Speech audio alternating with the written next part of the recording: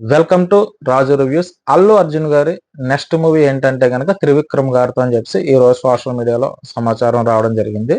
అంటే ఈ మూవీ వచ్చి కథ చూసుకుంటే కనుక పురాణానికి సంబంధించిన కథ అన్నట్టుగా చెప్తున్నారు. అంటే ఒక మైథలాజికల్ ఫ్యాంటసీ, అంటే ఫ్యాంటసీ మూవీ అన్నట్టుగా చెప్తున్నారు.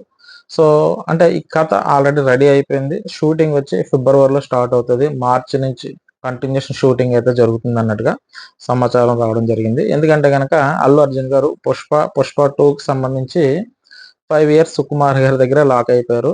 నాకు తెలిసి పుష్ప 3 కూడా ఉంటుందని చెప్పారు. కానీ దానికన్నా ముందుగానే ఈ త్రివిక్రమ్ గారు మూవీ రిలీజ్ అవుతుందట. ఎందుకంటే ఈ మూవీని అట్లీస్ట్ అంటే 1 ఇయర్ లోపే మూవీ కంప్లీట్ చేసి రిలీజ్ చేయాలని అనుకుంటున్నారు అన్నట్టు సమాచారం.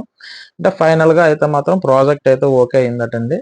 అదే త్రివిక్రమ్ గారు అలాగే అల్లు అర్జున్ గారికి సంబంధించి మూవీ.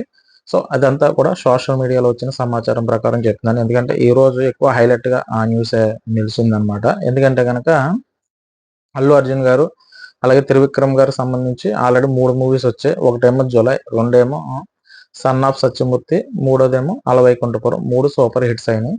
సో దాంట్లో భాగంగానే ఈ 4గో మూవీ కూడా త్రివిక్రమ్ గారితో ఇద్దరు కాంబినేషన్ లో రాబోతుంది. సో కాబట్టి కథ వరకు చూసుకుంటే ఇంతవరకు తెలుగు ఇండస్ట్రీలో ఇటువంటి కథతో మూవీ రాలేదన్నట్టుగా చెప్తున్నారు. సో కాబట్టి మూవీ మీద అంటే స్క్రిప్ట్ అయితే చాలా బాగా వచ్చిందట.